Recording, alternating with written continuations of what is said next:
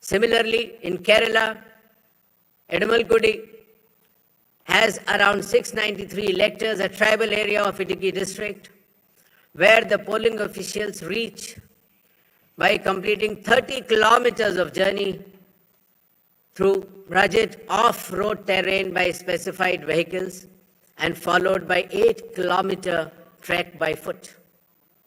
Similarly, in Assam, West Bengal, in Alipurduar district, polling teams trekked through the Baksa Tiger Reserve Hills to reach the polling booths of 759 electors. And similarly, in Tamil Nadu, Varusanath Hills, in Theni district, polling officers traveled 3 hours across difficult terrain to reach 5 electors. Puducherry also, in its Chidambaram Pillai schools, once a French colony, was designated model polling stations, which has 2 polling stations of 722 and 651 electors. A total of 25 lakh election officials shall be deployed across 5 states and union territory, out of which 15 lakhs will be polling personnel, 8.5 lakh security personnel, 49,000 micro-observers, 1,444 observers, 40,000 counting officials, 21,000 sector officers, and 15,000 micro-observers for counting as well. The voter awareness campaign has progressed well, the maximum of which came through the special intensive revision enumeration forms. Apart from that, the Election Commission itself, the Chief Electoral Officers, and our sweep icons have penetrated deep with the substantial range and depth to reach each and every voter. For EVM awareness, various camps have been organized at the district level and even at the returning officers level to ensure that the transparency, the efficiency, and the information dissemination regarding these transparent electronic voting machines reaches the grassroots. The EVM awareness is Assam, Kerala, Puducherry, Tamil Nadu, and West Bengal. More than 717 demonstrations centers were set up. Polling stations through mobile distribution vans were set up. People participated in EVM awareness, which is roughly more than 28 lakhs. And people who tried mock polls also, the hands-on on EVMs, were more than 25 lakhs. In order to ensure a pleasant voting experience, the Election Commission has issued directions that in every polling stations there shall be provisions for drinking water, toilets, signages, ramps, wheelchairs with volunteers, help desks, voter facilitation centers, sufficient lighting inside the voting compartment with adequate shade shall be there in all the polling stations. Special care shall be taken for all our respected senior citizens and Divyangjan. The polling stations shall be on the ground floor. There shall be ramps. They have priority in voting. For seating arrangements, special benches shall be put up. They can also apply for home voting, and sufficient transport facility also will be available to our respected senior citizens and persons with disabilities. During the recent 12 months, the Election Commission of India has taken more than 30 new initiatives to ensure that elections are more transparent. The experience to the electors is much more pleasant, and all the stakeholders get all the necessary information as soon as possible. The first one of them has been the special intensive revision, which ensures, in accordance with Article 326 of the Constitution, that no eligible voter shall be excluded, while at the same time no ineligible person should be included. Amongst the new initiatives, just outside the gate of the polling station, an elector can go, deposit his or her mobile, go and vote inside and come out and collect the mobile and go back. In order to identify the candidate to whom the elector wants to select, there shall be colored photograph of all the candidates on the EVMs. In order to ensure that there are no long queues, not more than 1,200 electors shall be there in any polling station. The candidate booths can be set up just outside 100 meters of the polling station, and the voter information slip will have a clear number mentioning the voter's polling station, its number, and his part and serial number. Amongst the other new initiatives, one major initiative has been that all the applications of Election Commission of India now are under one app which is applicable on mobile, available on mobile, and it is called as ECI Net. All the necessary information across all the stakeholders is available, whether it is your EPIC card, whether it is your polling station, whether it is about the candidate, whether it is about the affidavits of the candidate, whether it is about the progress of polling which is taking place, or whether it is about counting. There shall be 100% webcasting to ensure transparency in each and every polling station. The presiding officers of every polling station shall input the number of votes cast after every 2 hours to ensure that voting percentages which are being relayed through the media to the public at large is by and large accurate. And at end of the poll, whatever the figures are there in 17C, accordingly the percentage is also displayed without any further delay. All the booth level officers have been given identity cards so that our electors and the households can identify them easily. And since our electoral staff has been working very hard, their remunerations were also increased. ECI Net, as I mentioned, will be containing all the 40 different applications integrated in a seamless manner.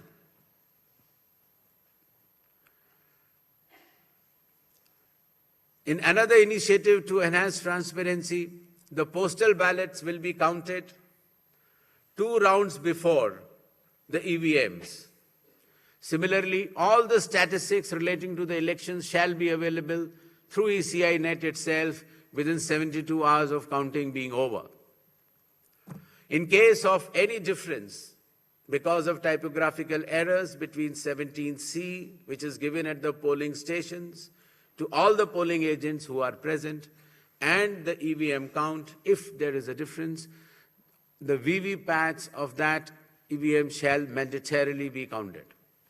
Similarly, after the counting is over, the losing candidate can prefer, after prescribed payment of fee, checking of the EVM along with VVPAT counting. In order to ensure that the entire process is done similarly at all the polling stations, a gigantic training effort has been undertaken by the Election Commission of India by training officers right down to booth level officers by the Commission itself.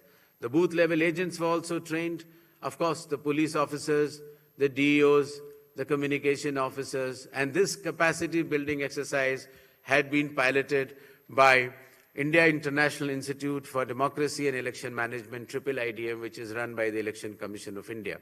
Election Commission of India also trains officers of more than 100 countries concurrently. In order to have a substantial dialogue and engagement with the stakeholders, the Commission adopted a consultative and collaborative approach by which more than 4,700 all-party meetings were held by all the returning officers, DEOs and CEOs of this country. Similarly, the Election Commission of India also invited all the national and state level political parties to have such meetings, and more than 28 such meetings have already taken place. There has been national conference with legal councils and interactions with field level beneficiaries, that is booth level officers, EROs, DOs during the state visits. There have been other host of new initiatives which have been mentioned here, totaling to number 30.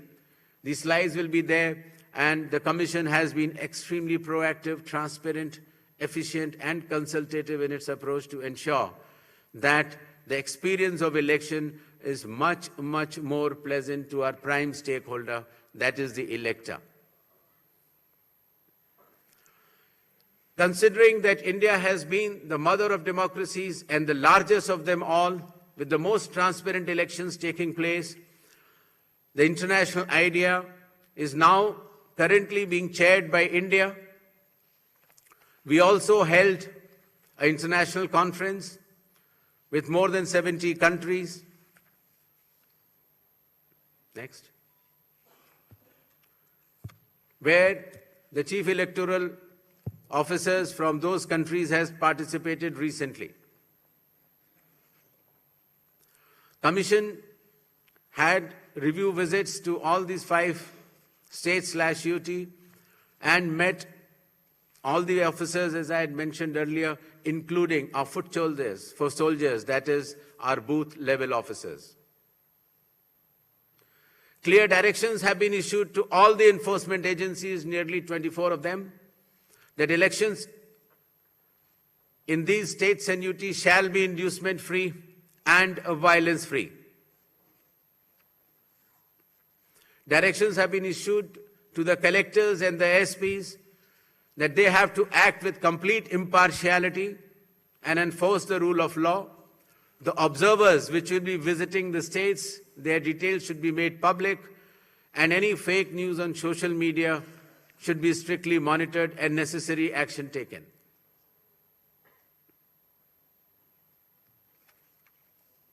Shall we move to the poll shilling announcements now? Next. All 126 assembly constituencies for Assam, the polling shall be just in one phase, and the polling shall take place on 9th of April, Thursday, 2026. The counting shall be on 4th of May. All 140 assembly constituencies of Kerala shall also go for polling on 9th April, that is Thursday, and counting shall be on the same day, that is 4th May 2026. Puducherry also will go along with Assam and Kerala. The date of poll is 9th April, and the counting will be 4th of May. Tamil Nadu. Tamil Nadu, all 234 assembly constituencies will go for poll on 23rd of April in one phase, and the counting shall be on the same day for all the 5 states/UT, that is 4th of May 2026. West Bengal. West Bengal, the 294 assembly constituencies, the polling shall be held in 2 phases. In the first phase, 152, and the second phase, 142. The date of poll shall be 23rd of April and 29th of April. And the counting shall be together for all, that is 4th of May 2026.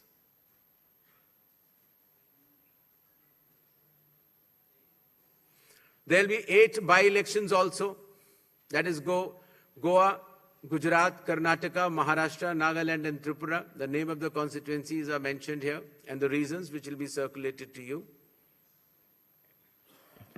And the schedule would be that the assembly constituencies for Goa, Karnataka, Nagaland and Tripura will be held, the polling will be held on 9th of April, and for the assembly constituencies of Gujarat and Maharashtra on 23rd.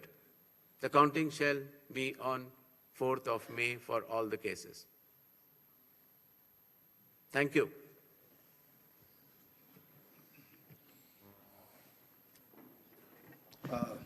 Now we shall begin with the question-answer session.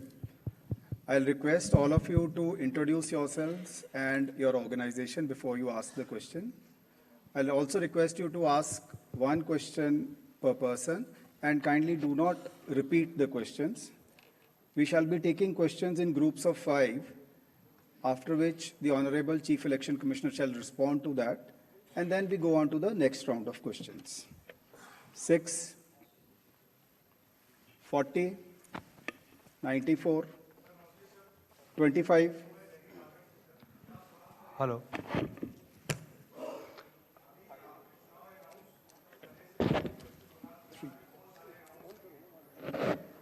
Three.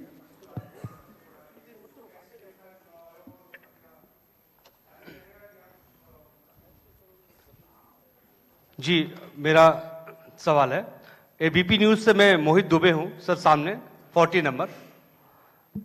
Sir मेरा सवाल आपसे ये है कि पिछली बार पश्चिम बंगाल विधानसभा चुनाव 8 चरणों में कराया गया था और इस बार आप 2 चरणों में करवाने जा रहे हैं। इसके पीछे क्या रीजन है? क्या आपने ऐसी तैयारी कर ली कि 2 ही चरणों में आप करवाने जा रहे हैं?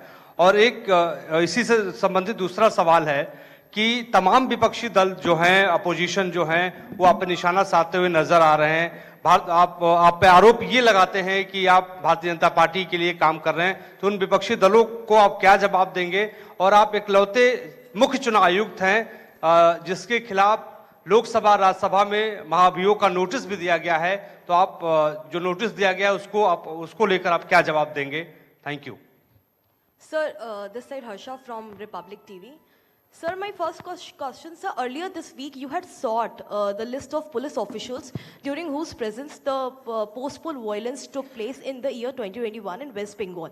So what's the status of it? And sir, whether those police officials will be deployed in the polling state in West Bengal during election or not? So second one, so when can we expect the supplementary list? Sir, already 15 lakh have been disposed from the adjudication list. When can we expect the supplementary list? Neeraj. Sir, Neeraj हूँ news 18 India से। हमारा सवाल ये है कि मैं उसी को आगे सवाल बढ़ा रहा हूँ जो महाभियोग को लेकर नोटिस दिया गया है संसद में, और ऐसे वक्त में 5 राज्यों के विधानसभा चुनाव की घोषणा भी हो रही है। बंगाल में टीएमसी की तरफ से सवाल ज्यादा खड़े किए गए हाल के दिनों में, तो ऐसे तमाम विपक्षी दल जिन्होंने नोटिस दिया है उनके लिए आपका क्या मैसेज है? क्योंकि चुनाव की प्रक्रिया में आप खुद कहते हैं कि फ्री एंड फेयर इलेक्शन होंगे, तो विपक्ष के लोगों को क्या कहेंगे?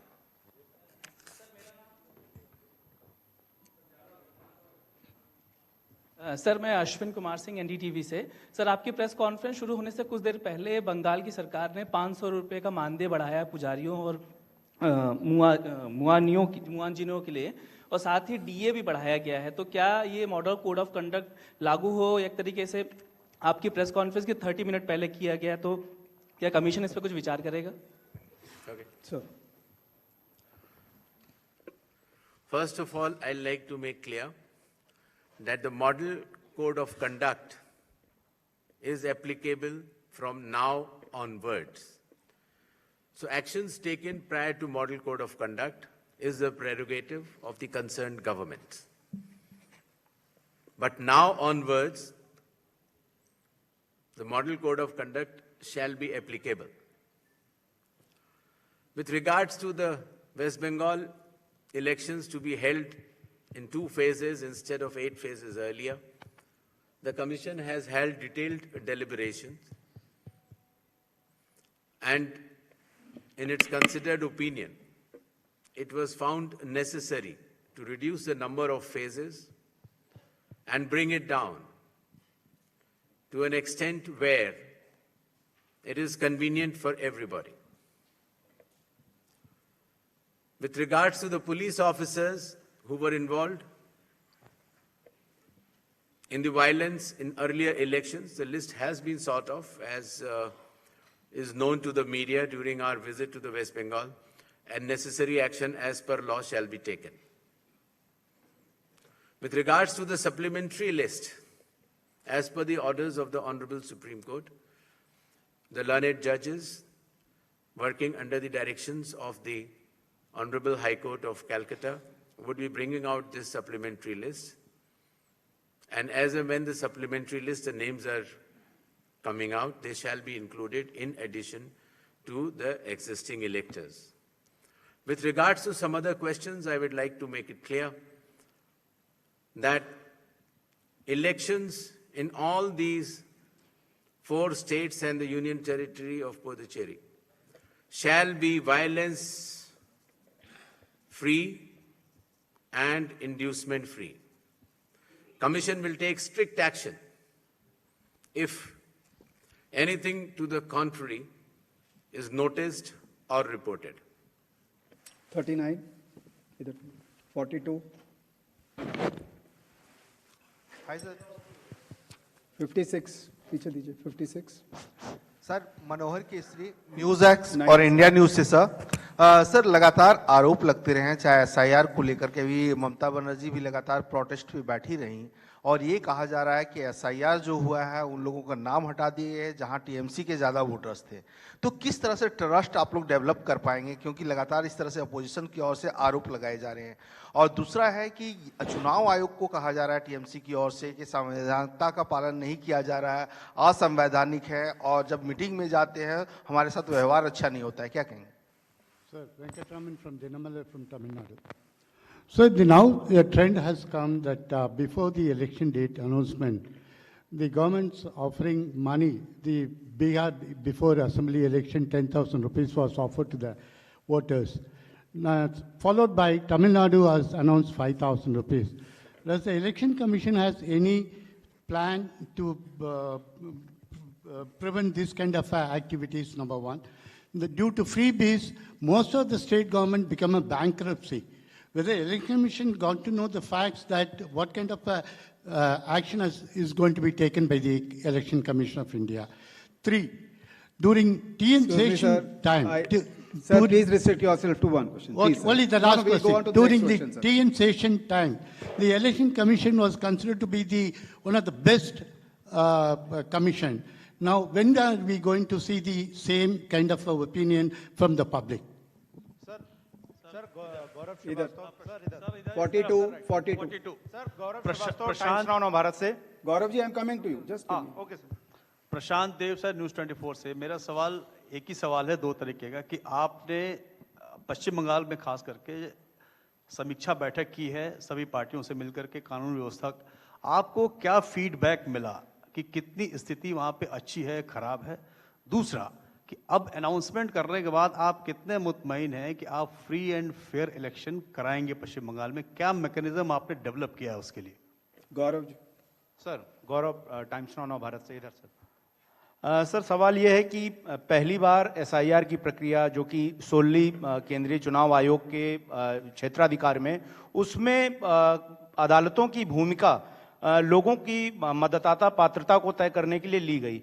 क्या आने वाले राज्य जहां पर एसआईआर होना है और जहां पर पेंडेंसी बाकी रहेगी, क्या इसी तरह का एक जो कस्टम है वो शुरू होगा, या इसे किस तरह से आप देखते हैं? दूसरा सवाल सर ये है कि पश्चिम बंगाल को लेकर जब आपने बैठक की थी तो ये जानकारी आई कि राजनीतिक हिंसा को लेकर जो है खास तौर पर लगाम लगाई जाएगी. क्या कुछ आइडेंटिफाई हो सका है कि किन राजनीतिक दलों की तरफ से सबसे ज्यादा राजनीतिक हिंसा का इतिहास रहा है और सबसे ज्यादा दिक्कतें रही हैं, उसको लेकर क्या एक्शन लिया जाएगा? 80.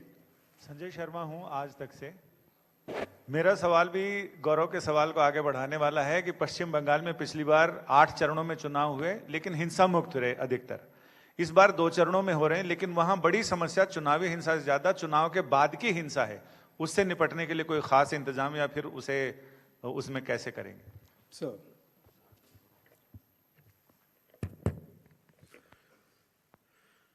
भारत के संविधान का अनुच्छेद 326, the article 326 of the constitution of India, चुनाव आयोग को ये संवैधानिक दायित्व देता है कि वो सिर्फ पात्र लोगों को ही सूची में रखें.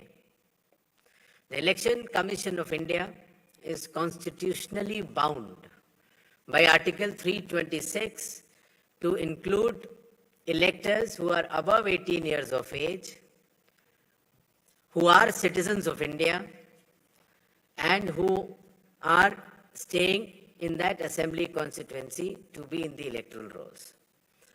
The Election Commission of India has been undertaking this responsibility in the form of a special intensive revision with regards to the political statements by certain political leaders or political parties. The Commission does not wishes itself to engage in such dialogues. With regards to the decisions of certain governments, just before the Model Code of Conduct has come into force, I have already explained earlier that in a democratic setup, the state and central governments, in their own wisdom, can take any policy or any other decision which they feel is appropriate. But once the Model Code of Conduct comes into operation, any decision which affects the outcome of the elections or works in a way of inducement is not allowed, and the Model Code of Conduct has come into force just now.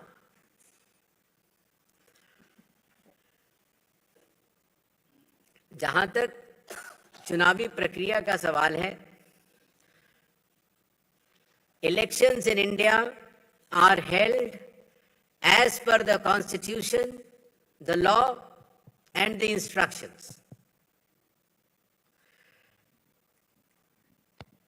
राजनीतिक हिंसा और चुनाव को प्रभावित करने वाले कोई भी इंड्यूसमेंट को चुनाव आयोग बर्दाश्त नहीं करेगा और ऐसे करने वालों के खिलाफ सख्त से सख्त कार्रवाई होगी. मैं 92 इधर दीजिए 92 71 दलेंस से हूँ. सर मैं ये जानना चाहता हूँ कि पिछले सालों के चुनावों के दौरान इलेक्शन कमीशन ने आसाम के चीफ मिनिस्टर हिमंता बिस्वा शर्मा के बयानों पर कई बार सो कॉज नोटिस दिया. हाल के दिनों में कई बार उनके बयान ऐसे आए हैं जिनसे एक समुदाय पर हमला जैसा लगता है. चुनाव के दौरान ऐसा ना हो, यह सुनिश्चित करने के लिए आप क्या करने जा रहे हैं? एक चीज इसी से जुड़ा एक सवाल है. वहां के चीफ मिनिस्टर ने अभी कुछ दिन पहले कहा है कि कांग्रेस के 30 टिकट हम बांटेंगे. तो नैतिकता के तौर पे, चुनावी नैतिकता के तौर पे इसे आप कैसे देखते हैं?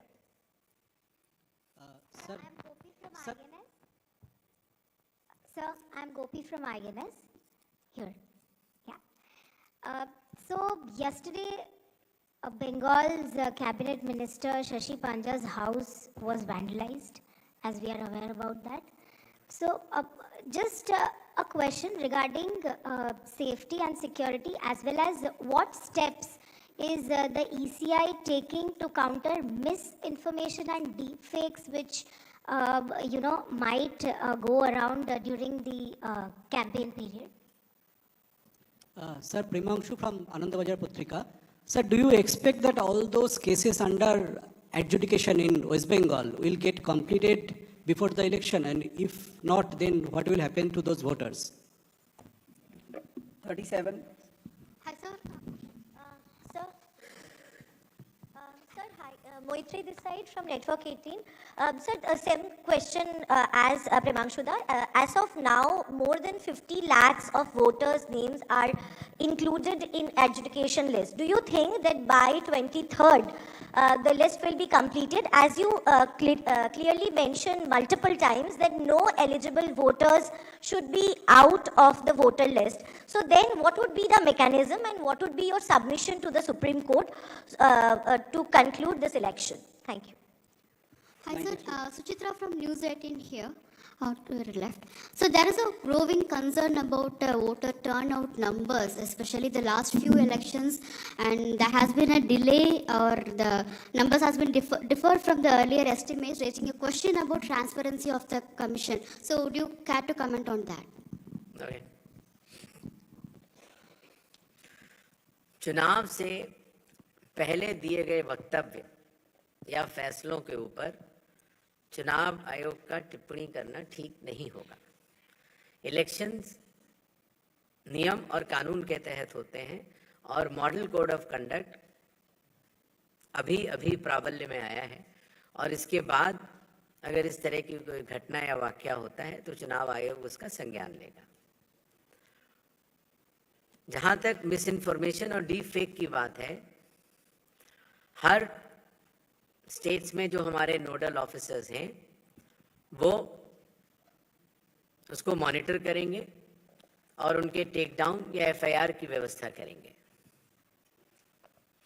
वोटर टर्नआउट की जहां तक बात है, पहले जो फॉर्म 17C के आंकड़े होते थे वो जब पोलिंग पार्टी कलेक्शन सेंटर पर आती थी तो उसके बाद भरे जाते थे। पारदर्शिता पहले भी थी, लेकिन अब the presiding officer shall be filling the number of electors in a polling station before leaving the polling station.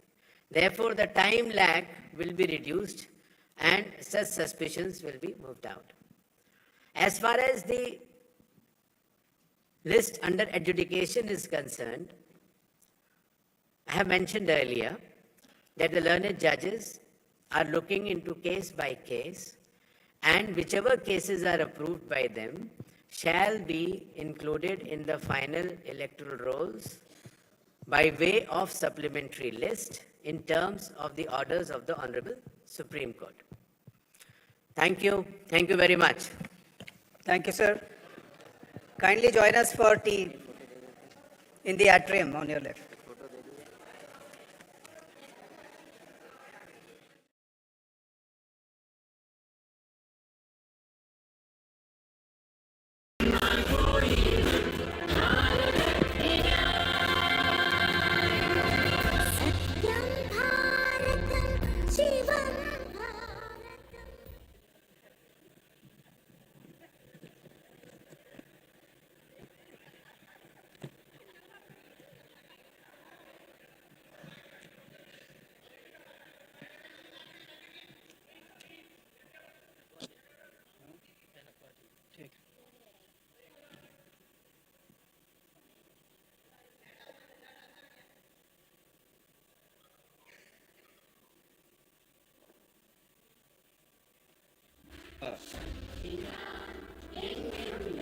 Thank you.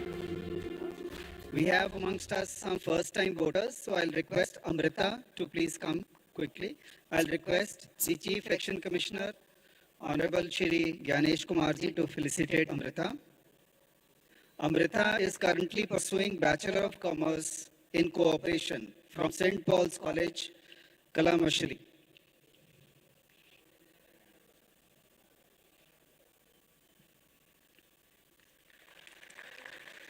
Yanal.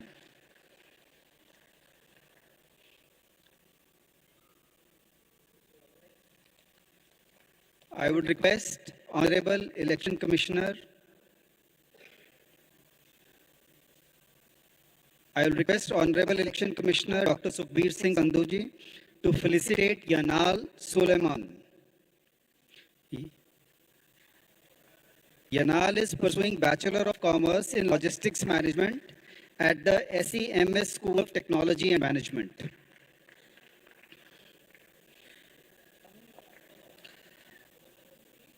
Now I would request Honorable Election Commissioner Dr. Vivek Joshi to felicitate Fennel Sarah Jefferson. Sarah is pursuing Bachelor of Vocation in Management of Public Systems and Welfare at the St. Albert's College, Ernakulam.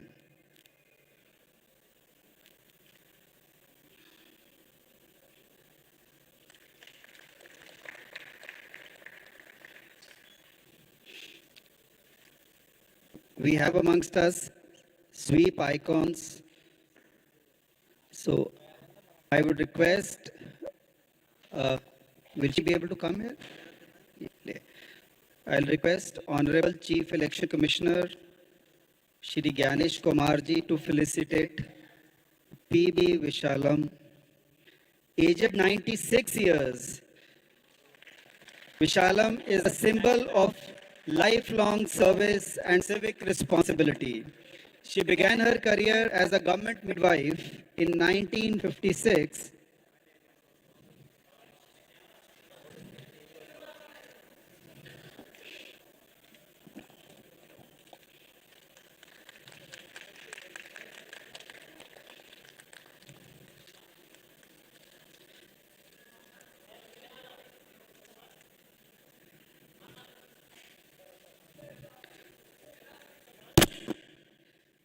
PV Vishalam continues to inspire as a proud voter, reminding us that every citizen at every stage strengthens our democracy. Thank you.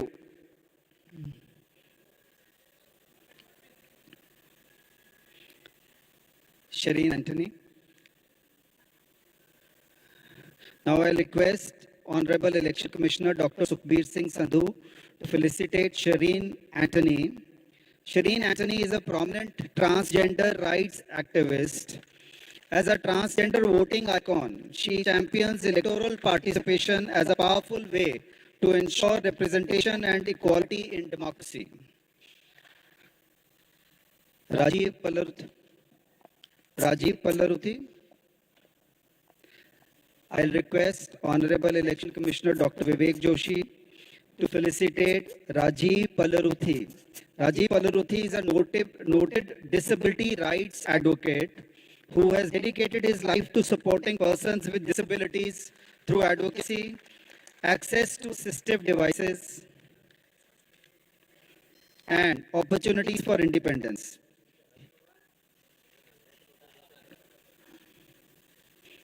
He holds key roles in organizations working for disability rights and palliative care. Thank you. I'll request the Commission to take the dais.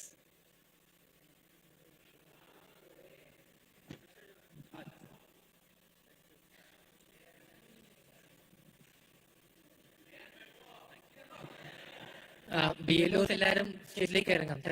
Thank you all. Thank you so much. Thank you to all the BLOs. Thank you. BLOസിന്റെ ശ്രദ്ധയ്ക്ക് വേണ്ടിയിട്ട് നിങ്ങൾക്കുള്ള lunch തൊട്ട് വെളിയിലുള്ള ഹാളിൽ arrange ചെയ്തിട്ടുണ്ട്. സ്റ്റേജിന്റെ Thank you. നിങ്ങളുടെ വലതുവശത്തുള്ള exit ഡോറിൽ നിന്നും നിങ്ങൾക്ക് വെളിയിൽ ഇറങ്ങാവുന്നതാണ്. Thank you to all the BLOs. ഇപ്പോൾ ഡയസിൽ നിൽക്കുന്ന എല്ലാ BLOസും സ്റ്റേജിന്റെ വെളിയിലേക്ക് നിങ്ങളുടെ വലതുവശത്തുള്ള എക്സിറ്റ് ഡോർ വഴി എക്സിറ്റ് ചെയ്യാവുന്നതാണ്. എല്ലാവരും ഒന്ന് എക്സിറ്റ് ചെയ്യണം. Thank you. Thank you so much. Thank you.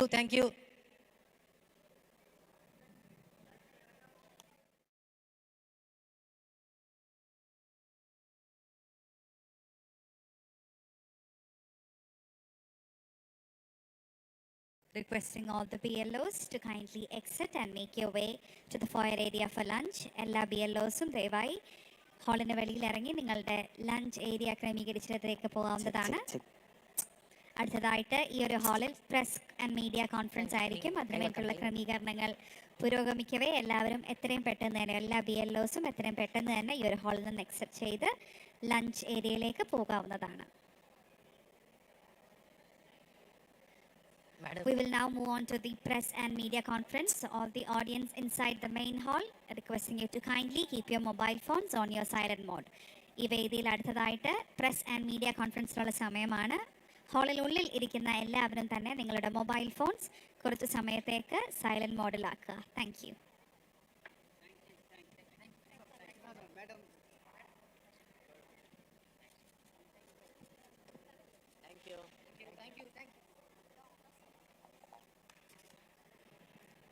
Thank you to all the BLOs. The dignitaries will now take on the podium.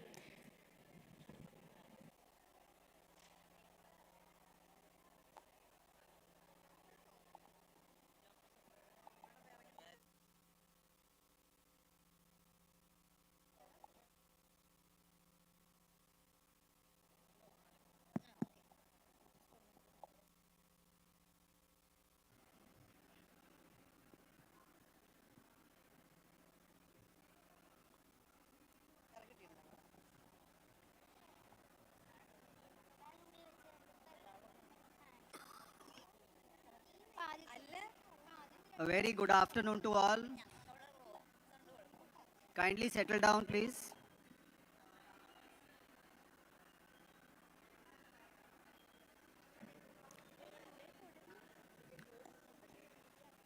Kindly switch off your mobile phones or keep them on mute mode.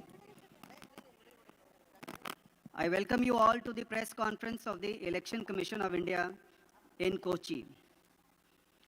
We have amongst us the Honorable Chief Election Commissioner, Shri Gyanesh Kumar Ji, Honorable Election Commissioner, Dr. Sukhbir Singh Sandhu Sir, Honorable Election Commissioner, Dr. Vivek Joshi Sir, Senior Deputy Election Commissioners, Shri Manish Garg and Shri Pawan Kumar Sharma, Deputy Election Commissioner, Shri Sanjay Kumar, CEO Kerala, Dr. Ratan Kelkar.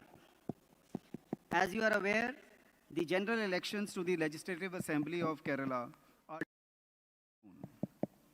during the course of last 2 days.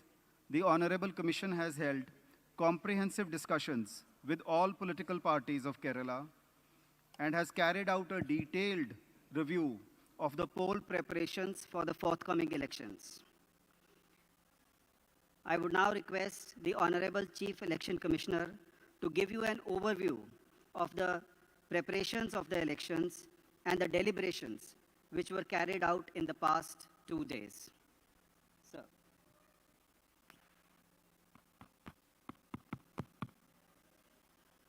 Honorable Election Commissioner Dr. Sukhbir Singh Sandhu Ji, Honorable Election Commissioner Dr. Vivek Joshi Ji, senior officers from the Election Commission, my friends from media, from the state level, district level, as well as national level, താങ്കളെല്ലാവരുടെ വഴിയിൽ ആദ്യമായിട്ട് കേരളത്തിൻ്റെ എല്ലാ മതദാതാക്കൾക്കും ചുനാവ് ആയോഗയുടെയും എൻ്റെയും വ്യക്തിപരമായ നമസ്കാരം. കേരളം എൻ്റെ കർമ്മഭൂമിയായിരുന്നു. 18 വർഷമാണ് നമ്മൾ കേരളയിൽ ജോലി ചെയ്തത്. ആദ്യമായിട്ട് 7 വർഷം, പിന്നെ ഡൽഹിയിലേക്ക് പോയി, പിന്നെ 1 വർഷം, പിന്നെ 3.5 വർഷം resident കമ്മീഷണറായിട്ട്.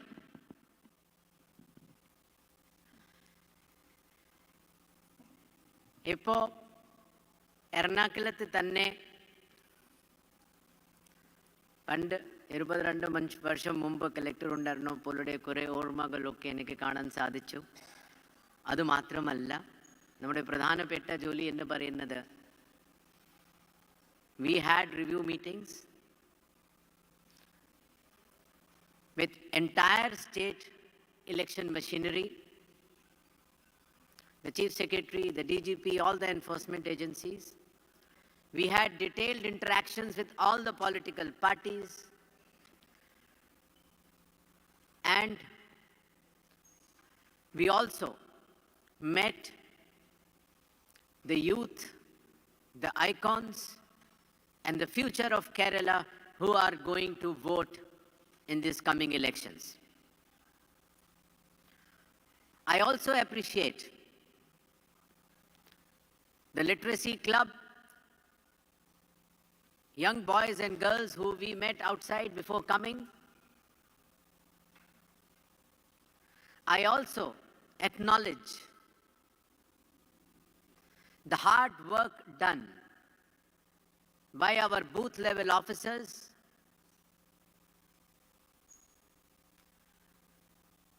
for successfully completing the special intensive revision of Kerala. I also thank the assistant electoral registration officers, the EROs, and above all, the chief electoral officer, Dr. Ratan Kelkar, and his entire team for making Kerala proud in the entire country.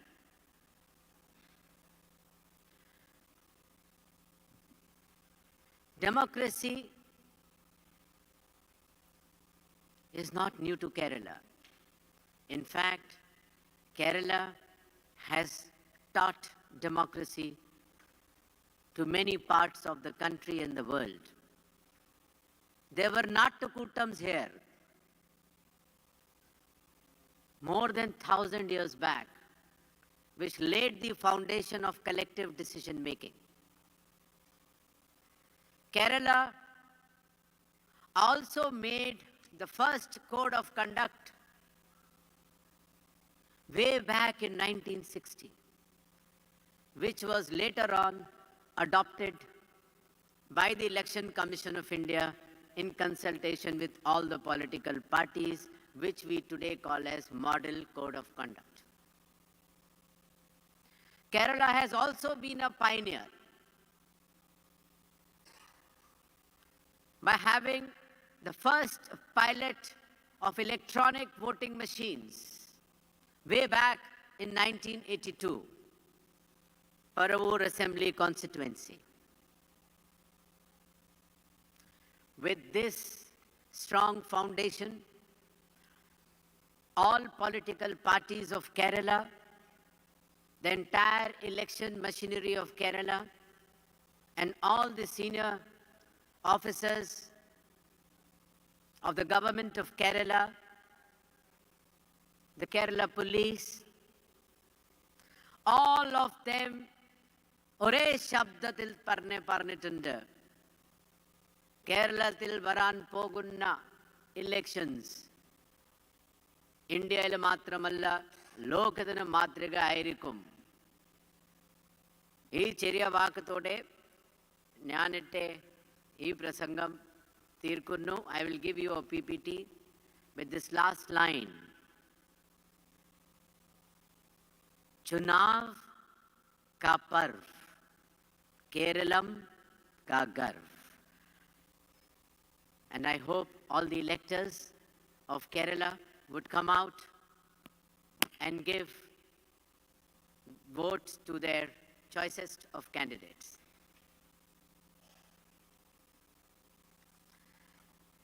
Kerala has 140 assembly constituencies, out of which there are 124 general, 14 reserved for scheduled caste and 2 scheduled tribe constituencies. And the last day of the current assembly is on 23rd May 2026. Pure electoral rolls are bedrock of democracy. The special intensive revision which was undertaken recently had a single and a very clear objective. And the objective was that no eligible voter is to be excluded, while at the same time, no ineligible person should be included. If you see the snapshot of SIR, today we have 2,69,53,644 electors in Kerala, which is more than the entire continent of Australia, plus Norway, plus Costa Rica. We have more than 30,471 polling stations, with 5,000 new polling stations being added this year. 100% webcasting will be there in all polling stations. The Commission had taken a decision so that we can give more facility to the electors. There shall not be more than 1,200 electors in any booth. There will be women-managed polling booths, which are 397, and there will be more than 790 model polling stations. We have roughly 2.43 lakhs Divyang brothers and sisters. In Kerala, we have more than 2 lakhs senior citizens whose age is above 85 years, and they will have an optional voting at their home if they so desire. And we have more than 1,571 electors who are more than 100 years of age. in order to ensure that the young voters, Adayada Kerala Tinde Bhavi, they participate in this festival of democracy in a big way. There will be dedicated assistant electoral registration officers for campaigning in the colleges. And the number of young voters from 18 to 90 years is at 4.24 lakhs today. And nearly 45 lakh voters are between 20 to 29 years of age. For the ease of voting and making the voting experience at the polling stations one of the memorable ones, for senior citizens and their Divyang brothers and sisters, the polling stations will be on the ground floor. There will be ramps with proper gradients. There will be volunteers with wheelchairs. The elderly and the Divyang brothers and sisters will have priority in voting, and they can also avail facility through Saksham module under ECI net or optional home voting facility. There will be assured minimum facilities for each and every polling station, considering the temperatures. The drinking water shall be there, the toilets, the signages, the ramps, the wheelchairs, the help desks, the voter facilitation center with sufficient lighting and adequate sheds. The Election Commission of India has taken a series of initiatives. Few of them I am mentioning here.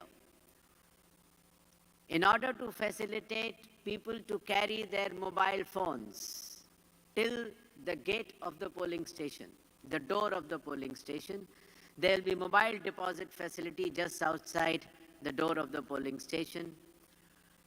In order to enable the electors to select the candidate of their choice without any doubt, the colored photographs of the candidates will be there on the electronic voting machines for the first time in Kerala. No booth will have more than 1,200 electors. The candidate's booth will be nearer. They can come up to 100 meters of the polling station. And the voter information slip will be distributed to each elector by our booth level officers. And as an invitation, we hope that each one of them will come with a clear depiction of the booth number so that there is no confusion. As all of you are aware, earlier Election Commission had more than 40 different applications. They have been put together in one software, which is called as ECI net, and you can see it from your mobile. All information, whether it is for the elector or for the political party or the candidate or their affidavits or their details or the counting or the polling percentages shall be available on your mobile. Each and every booth will have 100% webcasting facility to ensure transparency and proper monitoring. The presiding officer of each and every polling station will be inputting the data of voter turnout so that there is no delay. Near to real time, actual voting turnout percentages shall be available by the evening, every 2 hoursly actually. Our booth level officers were given standard identity cards so that electors have no problem in identifying them, and the enumerations were also enhanced, remunerations. This is the ECI Net app, and through all my media friends, I will request each and every elector of Kerala to download this application and enjoy the experience of the elections which are going to be in Kerala. During the conduct of elections also, we have taken many new initiatives. One of them is, in order to avoid any kind of pressures on the returning officers, the postal ballots shall be counted 2 rounds before the EVMs are counted. All data relating to elections by way of index cards shall be available within 72 hours of counting. The mandatory counting of VVPAT shall be taken place in case the Form 17C, which is given to the polling agents at every booth at close of the poll, does not match with the EVM. And even after the counting, if any losing candidate wants, after paying the prescribed fee, he can undertake checking of the EVM and counting of the VVPATs. Election is one of the biggest exercises, and elections in India are the biggest in the world. In order to achieve full transparency and implementation of law, the Election Commission of India has started giving aggressive, proactive training to the booth-level agents, booth-level officers, EROs, DOs, police officials, and all people who are involved in the panorama of elections. In order to penetrate with the range and depth required for interaction and engagement with all the stakeholders, within last 12 months, more than 4,716 all-party meetings have been undertaken in all assembly constituencies of the country. More than 28,000 political party representatives have participated. Not only that, the Election Commission itself has invited all the national and state political parties to have a dialogue with the Commission at Nirvachan Sadan, New Delhi. You all will be happy to note that considering the size of elections which are held in India and the transparency and efficiency with which they are held, India today chairs the International Institute for Democracy and Electoral Assistance, which has 36 countries in it. India also held an international conference recently, in which we had 70 countries who had participated, and we shared about Indian elections, and many of them are very keen to follow the SIR process or the EVM or the technology or the ECI net. This is a photograph of all the 70 countries who had participated recently in Delhi.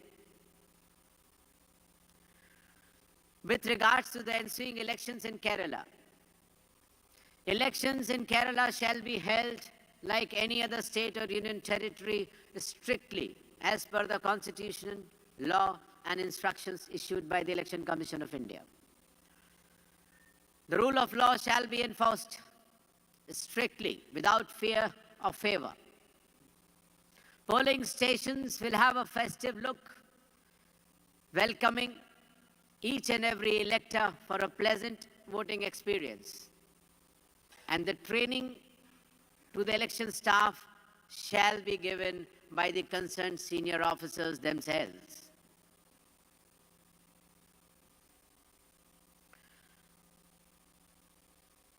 The enforcement agencies, which are 24 in number, right from income tax to forest to excise to customs, every agency has been directed to ensure that the coming elections in Kerala are free from inducement, cash, liquor, narcotics, contraband.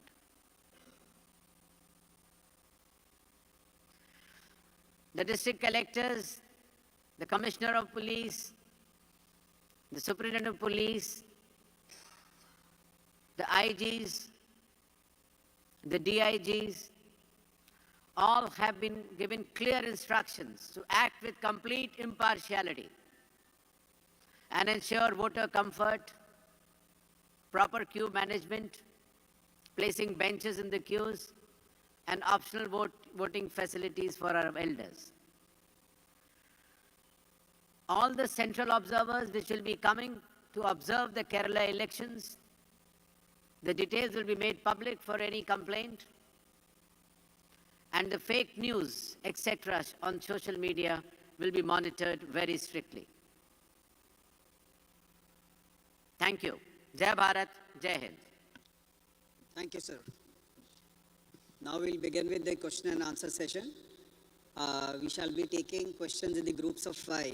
So 5 people may ask the question in the first set, and then the Honorable Chief Election Commissioner shall be answering these questions, and then we move on to the next set of questions. So before you ask your question, kindly introduce yourself and also tell the organization from where you belong to. And I'll also request you to kindly restrict yourself to one question at a time and not ask multiple questions. We can begin with you.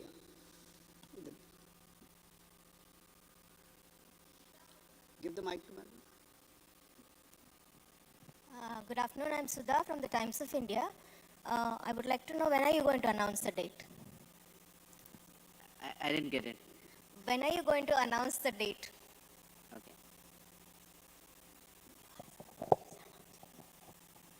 Hello, I'm Sudhi from The Hindu. I want to ask you about the arrangements that you are going to be put in place for controlling the hate speeches or the violations of MCMs. I'm asking this particularly because the Commission was under criticism for going soft on certain statements made by people in power and targeting the opposition political parties.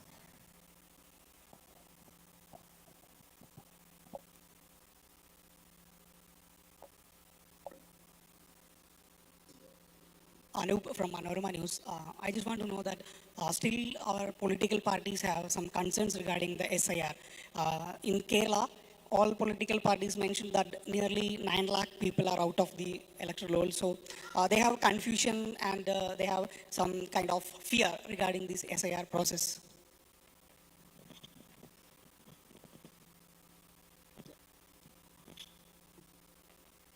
Political parties, they are also demanding you should publish excluded voters list of SIR.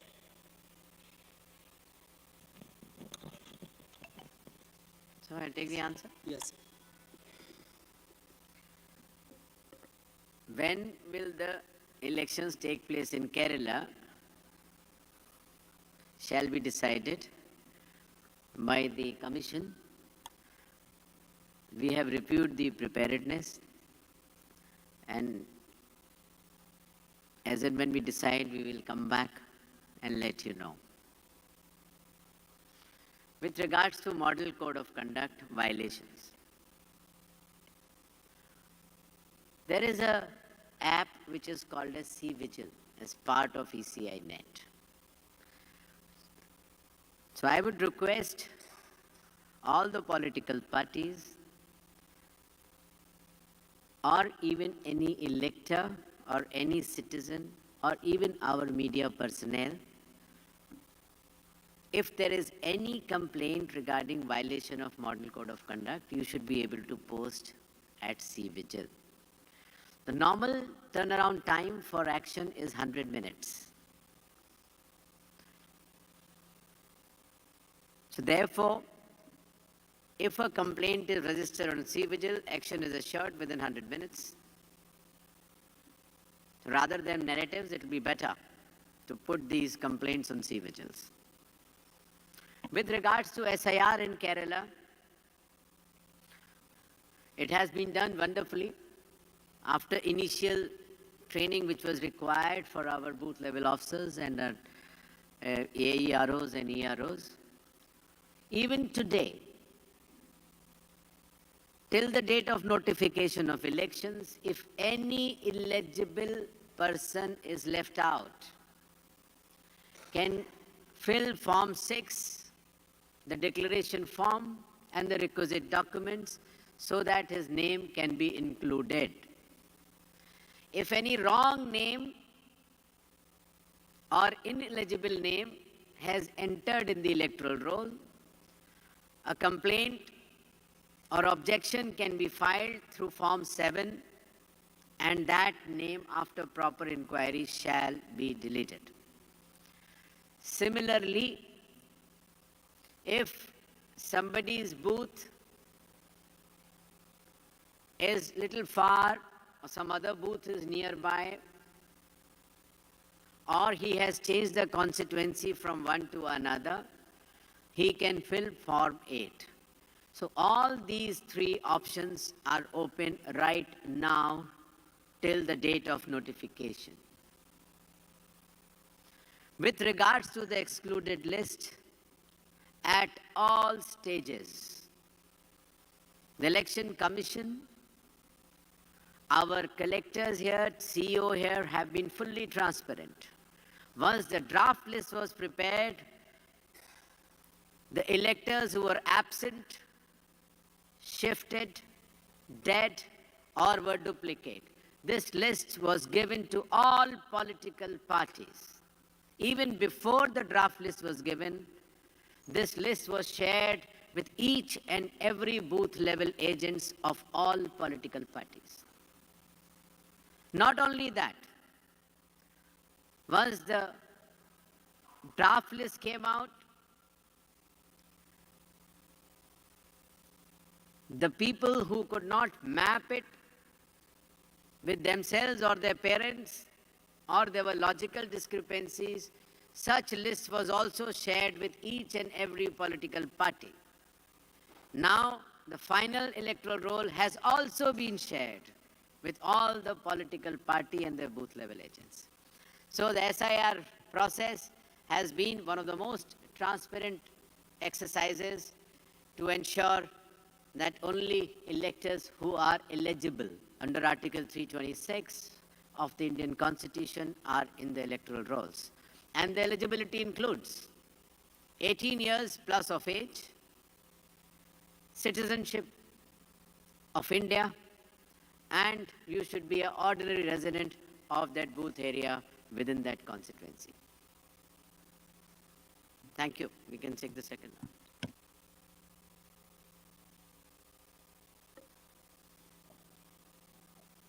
During our interactions with the political parties, have any specific concerns been raised about the conduct of elections? Have they actually put out very specific demands or concerns? I think this is the last question I take. 60 lakh voters. More, is it? Can I? 60 lakh voters excluded in West Bengal.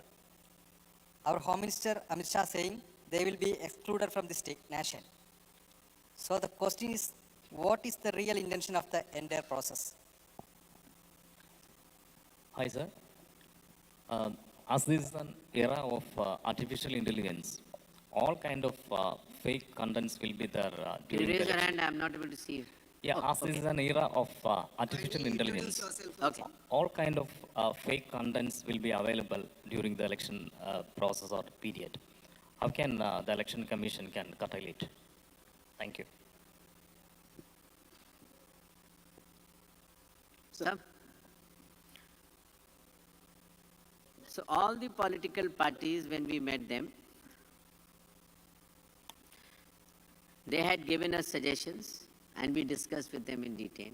But end of the day, all political parties have assured the Election Commission that the coming elections in Kerala are going to be not only free, fair, transparent, efficient, but also model for the country and the world. With regards to West Bengal, the SIR is proceeding in accordance with the Constitution and orders of the Honorable Supreme Court. With regards to the artificial intelligence, of course, the technology is galloping very fast, and so is the Election Commission also. So any fake news which you are able to see, because the media, I think, comes to know of it first, they are the most, I would say, efficient and dynamic people on internet and social media. If you come across any such fake news, you kindly and please post it on C-Vigil so that action is taken against it. Yes, misinformation is a challenge. But I must also tell you that electors of Kerala are much, much more beyond it. So these things, I'm sure, will not be able to influence elections or their choices. With these little words, I think wish you all the best. Jai Bharat, Jai Hind. Thank you all for joining us. We look forward to your cooperation and support during the forthcoming elections. Kindly join us for lunch.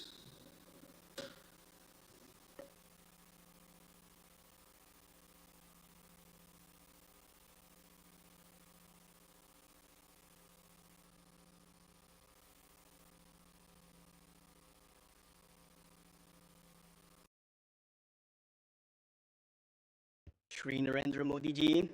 And now for the welcome address and to welcome the chief guest of Nadu se Mudhayes H. Ungagan can on the stage the founder of NXT and Rajya Sabha MP Shri Kartiya Sirba MP. Kartikeya ji, I invite you on the stage. He should be welcomed with a round of applause.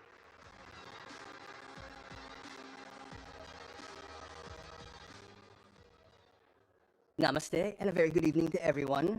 I would like to welcome and thank our chief guest for NXT, the Honorable Prime Minister of India, Shri Narendra Modi ji, for taking time out of his hectic and gracing the second edition of the NXT. The ITV network is truly honored to have him for his luminous presence. This conclave would not have become as grand and significant as it is today without his gracious presence and encouragement. To Father Grace, at this conclave, we are honored to have as our guest the former Prime Minister of Australia, Mr. Scott Morrison, former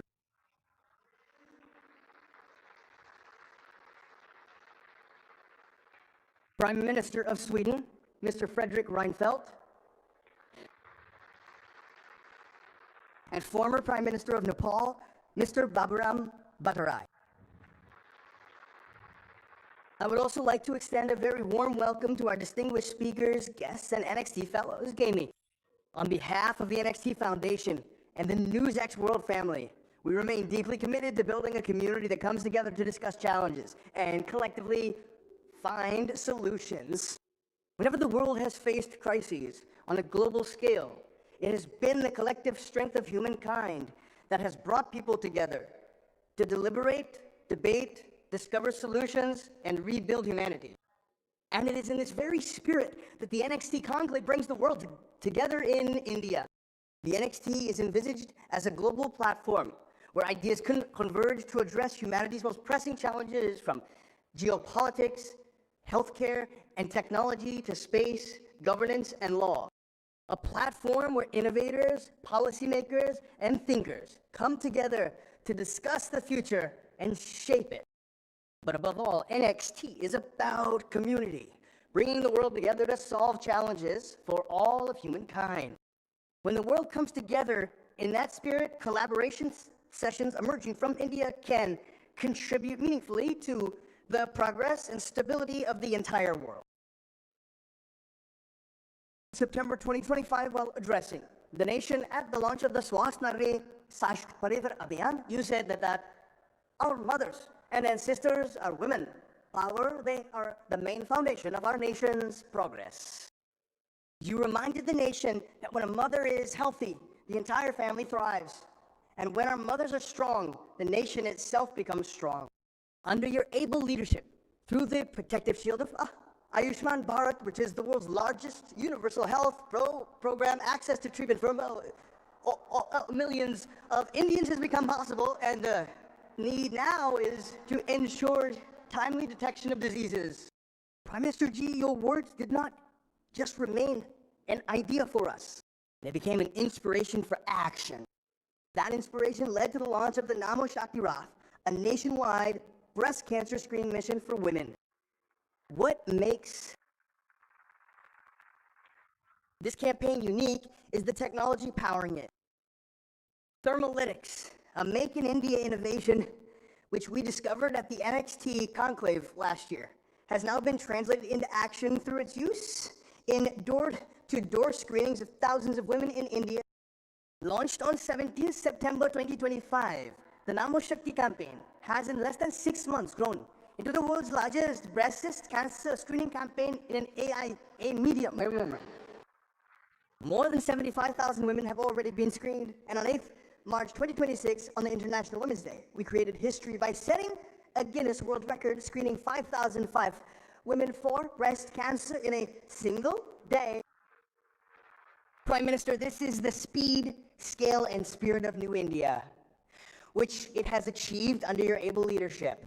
In many ways, the Namo Shakti mission represents exactly what India must do today. Use our own innovations to solve our own challenges. It also sends a powerful message. India today is no longer merely an adopter of technology developed elsewhere. India is becoming a creator, an innovator, and a global contributor to technology. From gene therapy for sickle cell anemia, hemophilia, and especially in sickle cell anemia, to bringing hope to our tribal communities, to landing on the lunar South Pole through the Chandrayaan, from building the world's largest digital public infrastructure through Aadhaar and UPI to emerging as one of the world's fastest growing startup and AI innovation ecosystems. India today is shaping the frontiers of technology and human progress Today, under your leadership, Prime Minister, India now stands at the cusp of becoming a global leader in technology and innovation.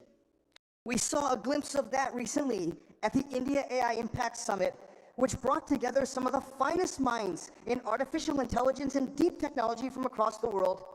These developments are not isolated successes. They are part of a larger national transformation. And it is precisely this story that we are documenting in the Bharat Progress Report, which outlines the direction of India's growth story across technology, innovation, and emerging sectors. It is the story of India guided by the mantra of reform, perform, and transform. A comprehensive chronicle of 101 major milestones that defined India's structural transformation and global leadership over the past few years. Ladies and gentlemen, if the past decade was about building confidence, the coming decade will be about building leadership. And platforms like NXT Conclave exist precisely for this purpose, to bring together thinkers, innovators, policymakers, and leaders from across the world to imagine the next chapter of global progress with India at its center. Once again, I extend my heartfelt gratitude to the Honored Prime Minister of India, Shri Narendra Modi ji, for gracing the NXT Conclave with his presence. Your presence, sir, today is a source of great inspiration for the entire team behind these initiatives and for every Indian who aspires to see the story of our nation's progress resonate across the world stage. With that, I warmly welcome all of you to the NXT Conclave. Thank you.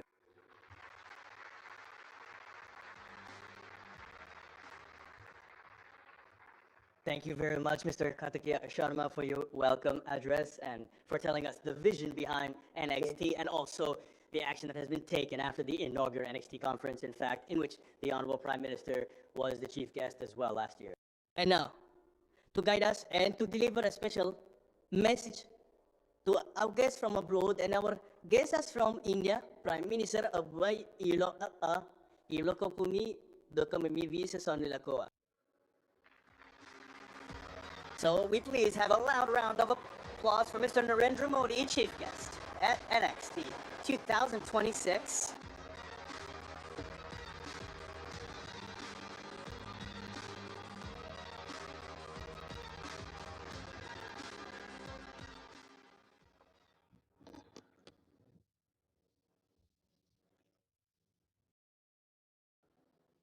Today, March 12th, is a very historic day.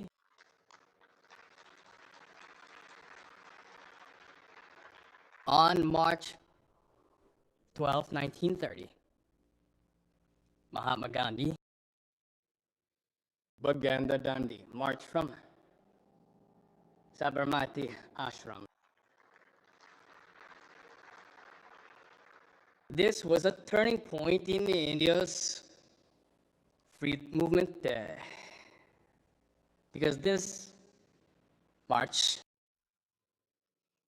united every corner of the country with one goal,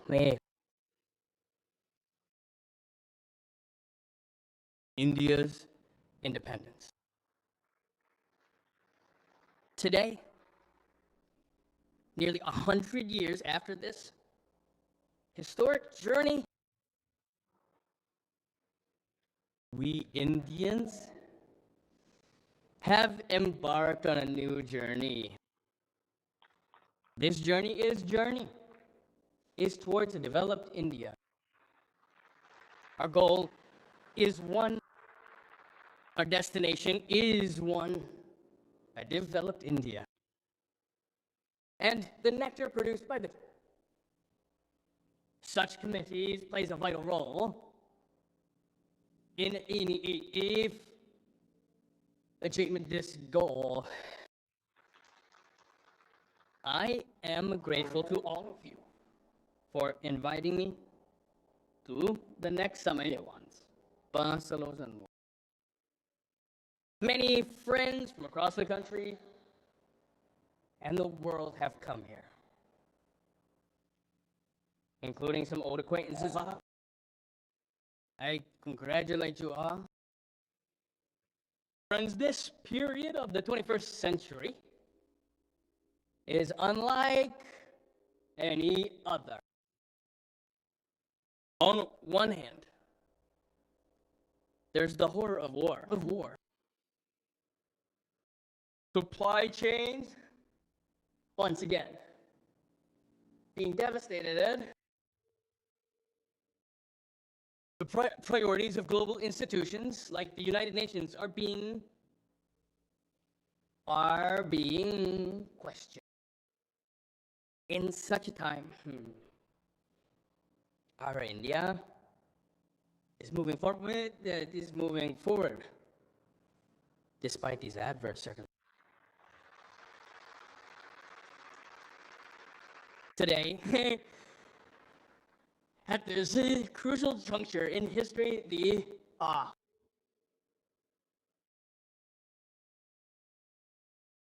country whose name is most discussed is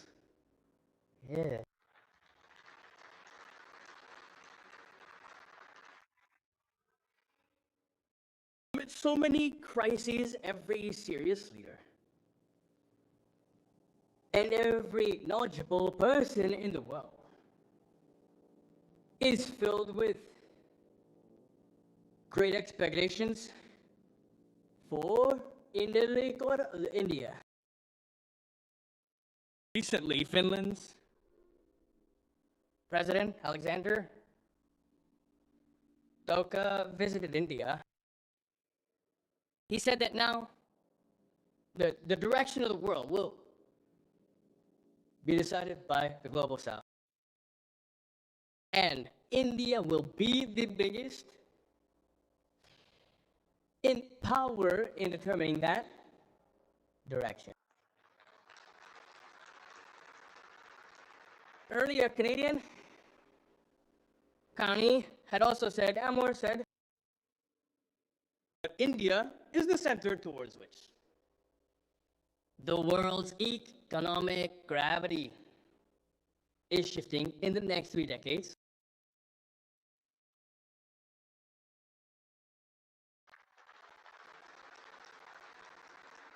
French President Macron also believes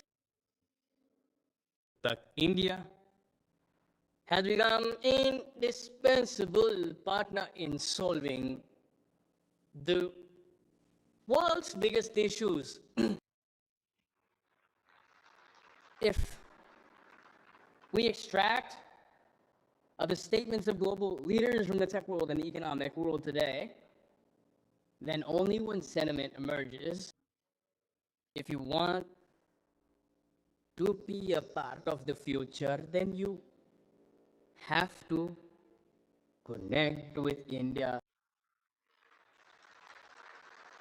You will have to be in India. Friends, India has won the T20 World Cup.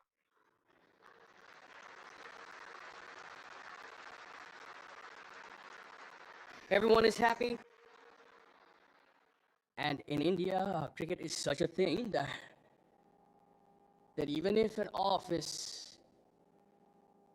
discussing a transaction or crores, a great presentation is underway, or foreign guests are presenting. They still look away from the slide to see the score. Side.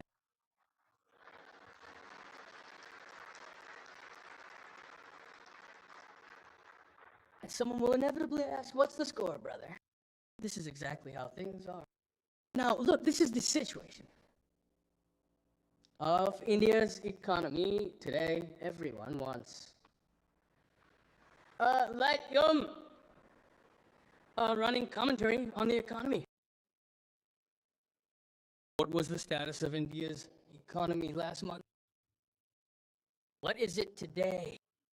The countrymen are eager to know all this. I don't remember if there was such in the country before, and if there was, when. This shows the level of aspirations and self-confidence of Indians today. This is also the biggest reason for the world's trust in India own gas. Friends, certainly when so many expectations are attached to it, and the world's eyes are on our country, it is natural that the responsibility of all of us increases.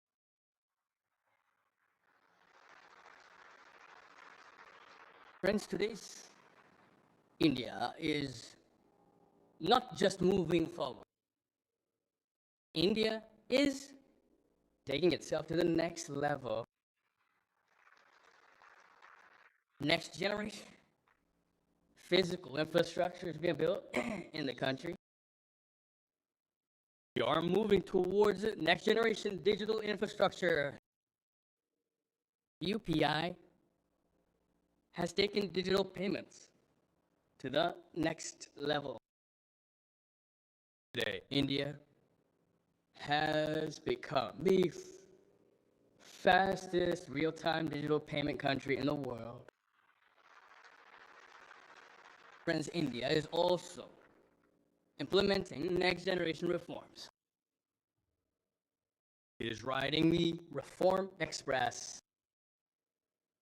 Many actions and decisions in India were once considered next to impossible.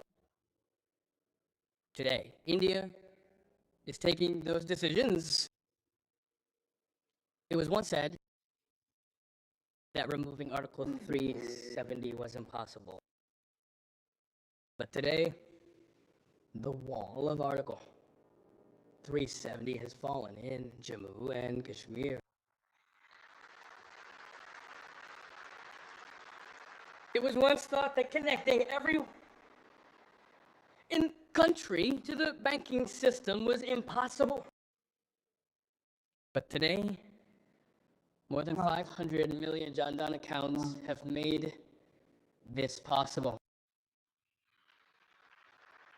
It was once thought that abolishing triple talaq was impossible. But today, Muslim women have been liberated from this injustice. Even 33% reservation for women in the Lok Sabha and Vidhan Sabha seemed impossible. But today, a law has been enacted for this. India was once considered limited in space and advanced technology. But today, the moon mission, the semiconductor mission, and the quantum mission are all taking India to the next frontier of technology. Friends, today's India isn't just dreaming. India is making them come true. That's why The world is saying India is not just progressing, India is moving to the next. Friends, a major foundation of a country's development is how we respond to challenges. We all know that global circumstances change suddenly. In recent years, we witnessed the COVID-19 disaster. Then the Russia-Ukraine crisis, and now we are facing another major war within our own borders. This war has pushed the entire world into a massive energy crisis.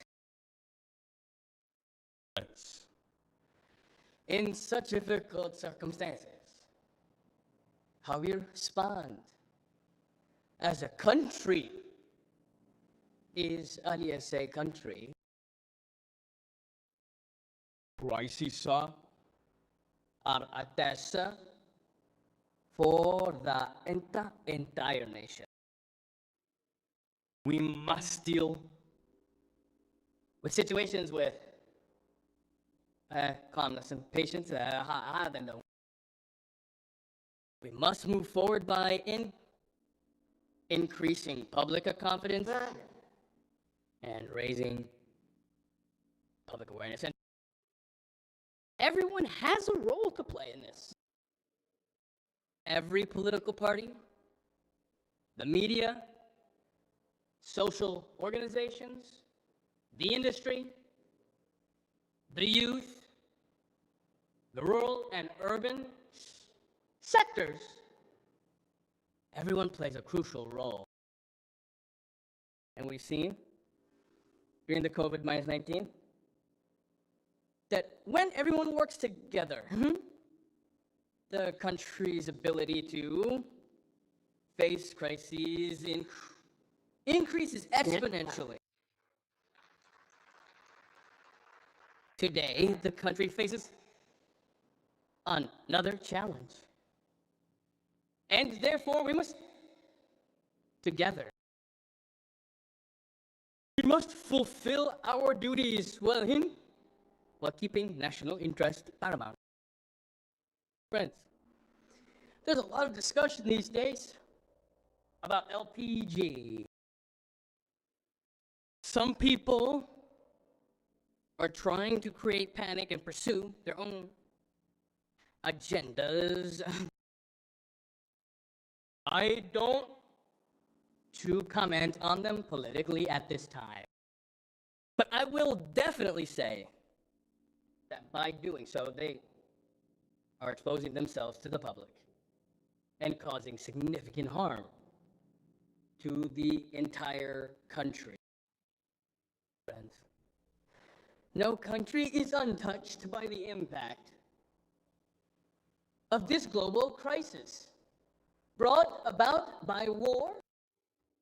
To a greater or lesser extent, everyone is affected by this crisis. India is also leaving no stone unturned to address this crisis. And we are making efforts at various levels. Recently, I've had discussions with top leaders from several countries regarding atomification. Continuous efforts are underway to address the supply chain disruptions we know.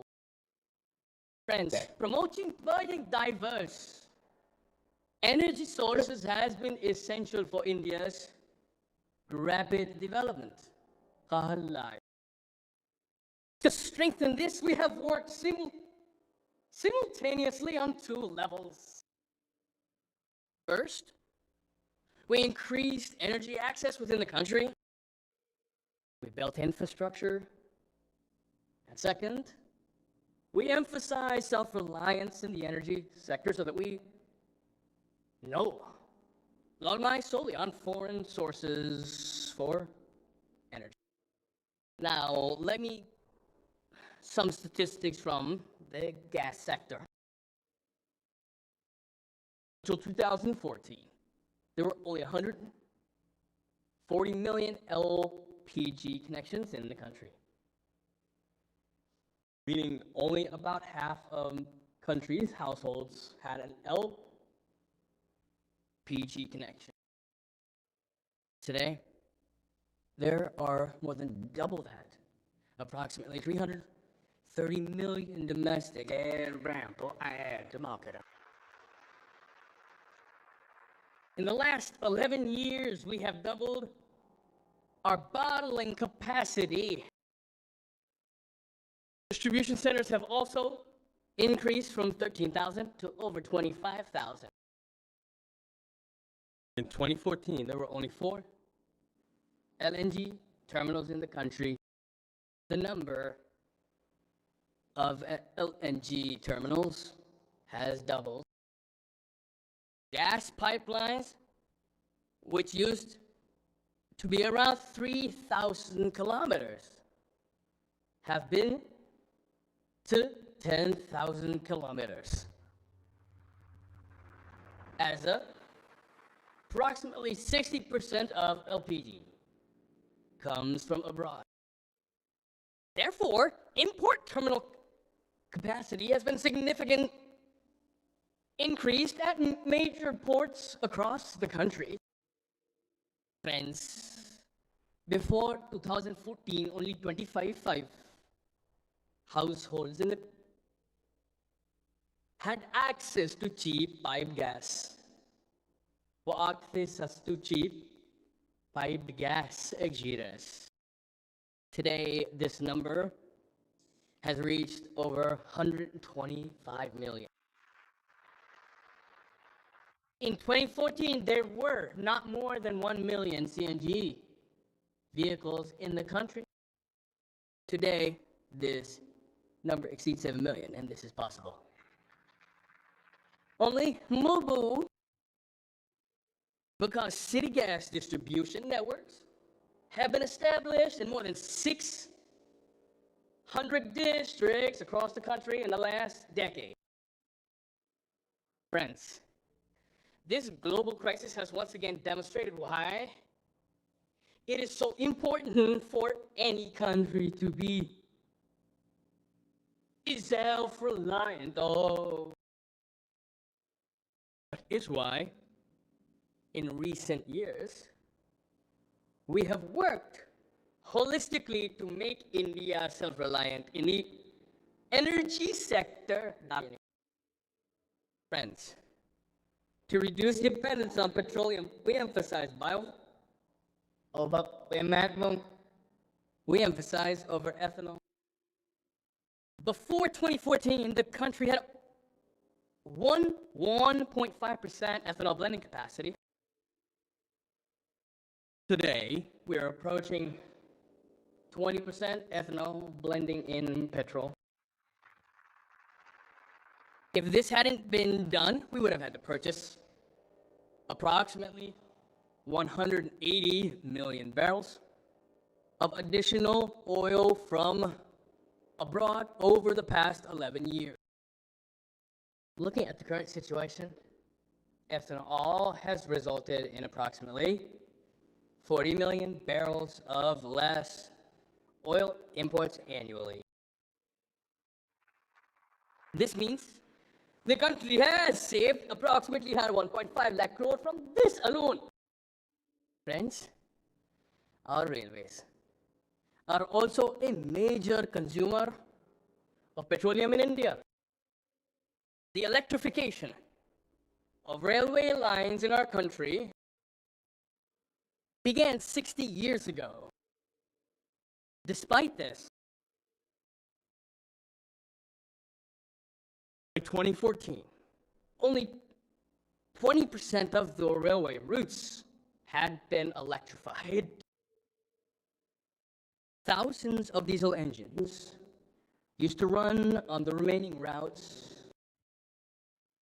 Today, India's broad gauge network is almost 100% electrified.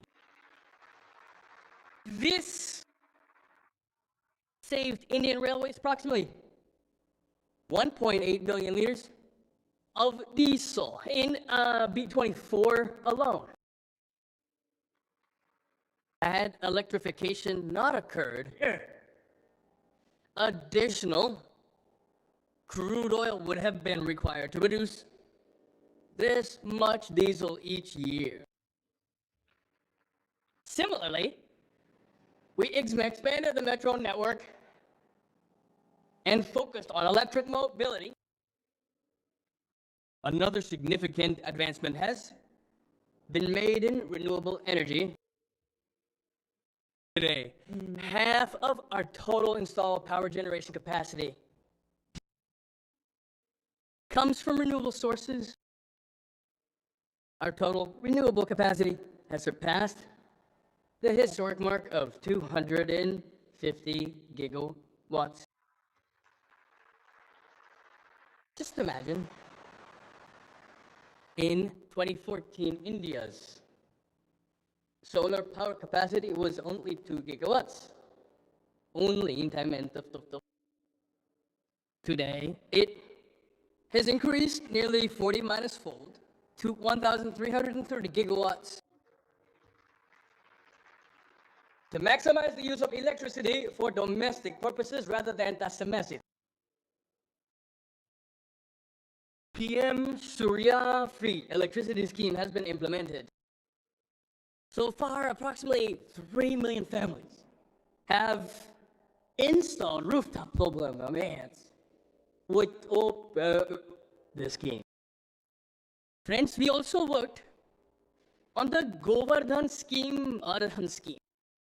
Under this, work was done on producing compressed biogas. So far, more than 100 plants have been commissioned in the country, and work is underway on more than 600 more. Friends, we have also made extensive efforts towards capacity building in the field of petrol and diesel. Before 2014, India had almost no strategic petroleum reserves, i.e. the capacity to store crude oil in times of crisis.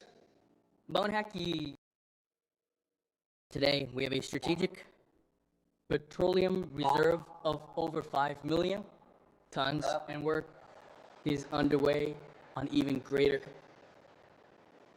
an auto-use capacity. Over the past decade, we have increased our refining capacity by over 40 million tons annually. Consequently, India has become one of the largest refining hubs in the world. You can imagine the scale and breadth of work we are doing to make India no firm, be self-reliant. We will certainly be able to overcome the crisis created by this war. I have full faith in my 1.4 billion countrymen. Just as we united together to bring the country out of the COVID crisis, we emerged victorious. Similarly, we will overcome this global crisis. And I reiterate, as far as the government is concerned, we will not let effort or go unnoticed.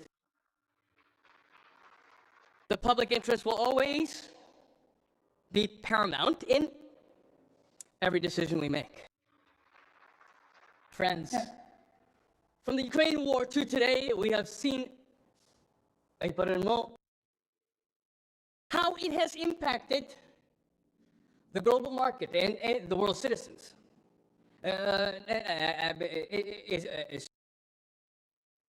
However, the Indian government has always made every effort to ensure that the worst consequences does not fall on Indian citizens.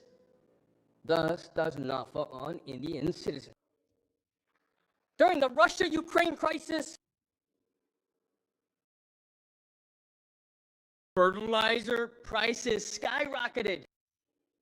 Despite this, we provided our farmers with a bag of urea, which was available for 3,000 euros in the international market. In the international market, for just 300 euros. It was sold for 3,000 euros globally, but in our country, it was sold for 300 euros. This time, too, we will make every effort to ensure that the war has minimal impact on the lives of the country's farmers and citizens. Friends, at this crucial time from this platform, I also have a request for the state governments. It is crucial that black marketing does not occur and rumors do not spread. Therefore, serious monitoring of the situation is essential. Major action must be taken against those involved in black marketing. Friends, the past decade has been a period of self-reliance as well as sensitive governance standards. A large part of our country remains outside the thinking of the Congress governments in Delhi. However, our government has connected those left behind in the race for development with governance priorities. Today's special campaigns, like the aspirational district, aspirational block scheme, and PM Jan Man Yojana are being implemented to build infrastructure in these areas, including housing, roads, schools, and hospitals. Friends, a grave sin of the Congress governments was that they left a large part of the country to burn in the fire of Maoist terrorism. A large part of almost every major state was under the grip of Maoist terrorists. But friends, in recent years, the country resolved to change this situation. We move forward with great courage, and the country is seeing the results today. In 2013, more than 180 districts in Ganatic district were affected by Maoist terrorism. Today, the number of districts affected by Maoist terrorism has reached single digits. Friends, in the past year alone, more than 2,100 Naxalites have surrendered. More than 900 Naxalites have been arrested, and those who are unwilling to give up their weapons have been killed, have been used, have been negative forces. The result is that areas once forced to live in fear are now experiencing a new energy of development. Friends, the pace. The pace at which India is moving forward is impossible to stop. The aspirations of 1.4 billion Indians are at the next level. I know that when one drink is full, new dreams and aspirations are born. I do not consider this a burden, but rather a capital of public trust. Yes, I have some such well-wishers in the country. Those who think that Modi will be crushed under the burden of expectations, but their intentions are so bad that the intentions cannot be fulfilled, and they will not be fulfilled as long as the countrymen bless us.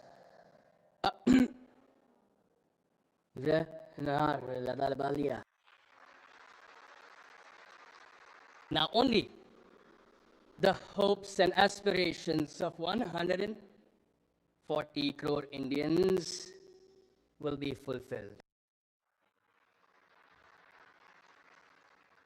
India will become self-reliant in every sector. India will develop in every situation. With this feeling, I conclude my speech. Once again, my heartfelt gratitude to all of you. Thank you.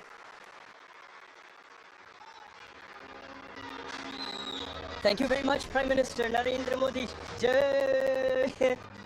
for this guidance, for this special message, for have given us a lot of energy.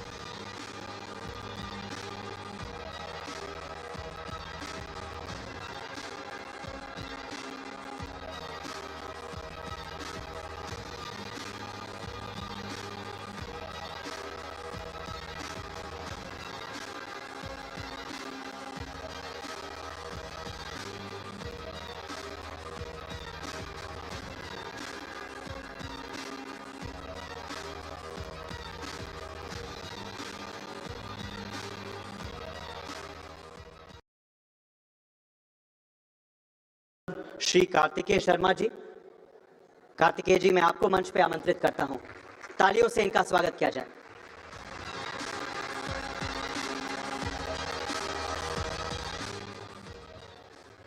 Namaste and a very good evening to everyone.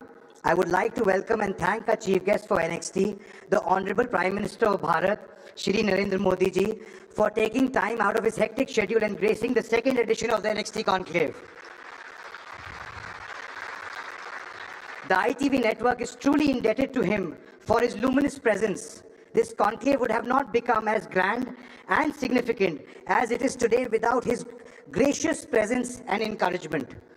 To further grace this conclave, we are honored to have with us former Prime